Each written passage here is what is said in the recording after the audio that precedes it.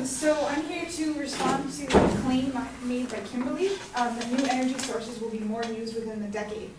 Her secondary points are that oil is not a renewable source of fuel, that there are other alternatives for energy that are more renewable and almost limitless that are not being utilized, and that there are cleaner alternatives for fuel in cars that are still in development. So my main response to this is that it's not much of an argument, but it's also not very likely that any one new energy source will be able to take over what oil-based energy is already covered. So my response to claim one, her claim is that oil is not a renewable source of fuel. The claim that oil is not a renewable resource is a well-known fact. It's not very controversial. Oil, as Kimberly mentioned, is made up of crushed like plankton and microorganisms that mostly at the bottom of the ocean. It's not a renewable resource. We are going to have to find a new source of energy. But one of her points was that oil is becoming less available. And oil is not really in as much danger as people have made it out to be. The new techniques in refinery that have been discovered in the last couple of years have opened up new sources of oil that were unavailable before. Like there's some places in Texas and North Dakota where they're now able to get oil that they weren't before because of these new techniques. And also, we aren't going to be able to run out of oil, basically just because of economics. An example from the Richmond Times talks about it, having a room full of pistachio nuts. If you love pistachios, and you can eat all of the pistachio nuts you want, as long as you throw every empty shell back into the room whenever you eat a nut.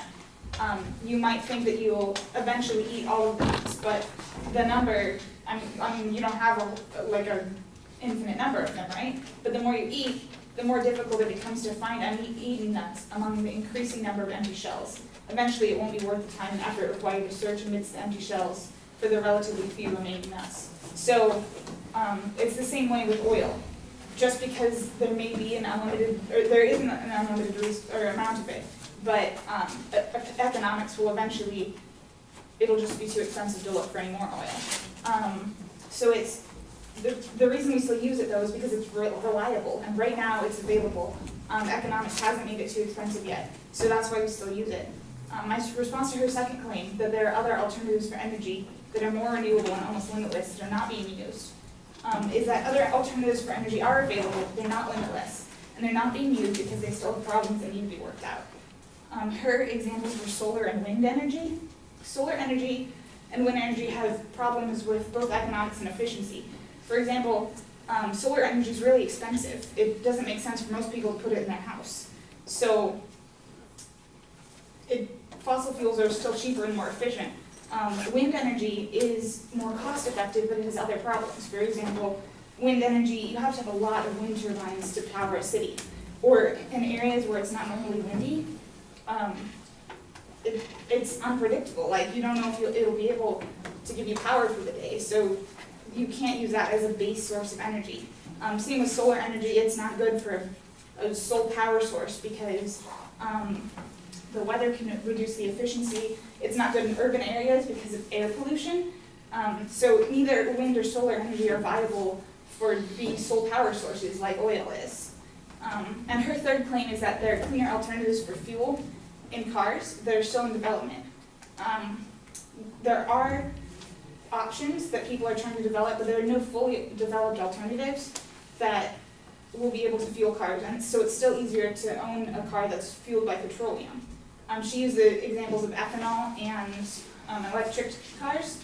So for ethanol, the website she cited was actually a blog.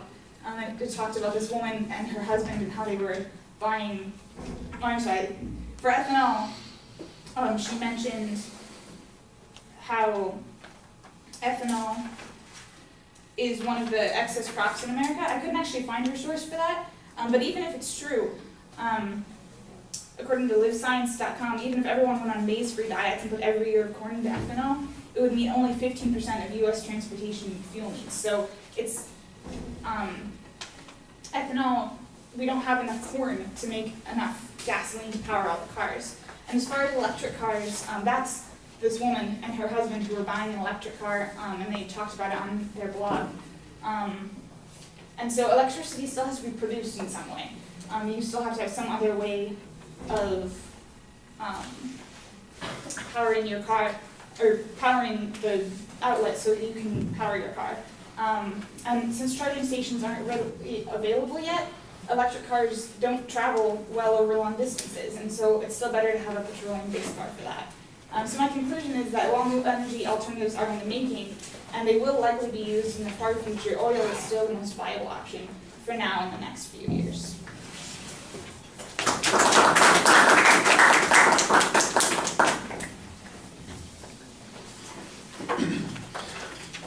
All right, you labeled the advocate's claims, and then you kind of explain where you think there is an argument and where there isn't an argument. There's obviously not much dispute that oil is not renewable, but I do think that you diminish that argument by showing that there are new oil resources that do get discovered, although you don't really provide us with a source on that, and that economically it will continue to be productive for a while. It did seem a little strange, though, that your pistachio argument seemed to be kind of contradicting the position that you're taking. The argument that you're making originally seems to be that for the immediate foreseeable future, we're going to be able to get plenty of oil as we need it, and it'll take a while for it to become less and less available. And then your whole, the whole pistachio argument attempts to explain, why that is true. And I think if I was the advocate, I'd come back and say, yeah, okay, that's true. It's going to get more expensive to do this as time goes on. The real question is, when is it going to reach that particular point? And your point ought to be that it's going to take a long time down the road to do that. I don't know that this one helps you that much. On the second point on the alternatives, I did think that you had a pretty reasonable set of challenges here about the usefulness of those alternatives. Now, again, there's not a lot of analysis of the advocate's evidence and reasoning on these particular points, but you do have good counterclaims on the problems with solar and with ethanol, but you need to have a little bit more information on them. I didn't hear the evidence on the expensiveness of solar energy, and I know that you say both solar and wind can't be used as base energy. You need to have a clearer explanation of it. I think I understand the position that you're taking because it's not a continuous source. You can't rely on it as the base. There'll be times when you won't be able to draw energy from those sources. That's the thing that makes it problematic. But the question is then, are there other sources that could replace this? And did the advocate talk about any other sources that would be able to replace this? That's the next thing that you need to be responding to. And then you make the ethanol argument, and I think that you explained it pretty well on that particular point. All right, thank you.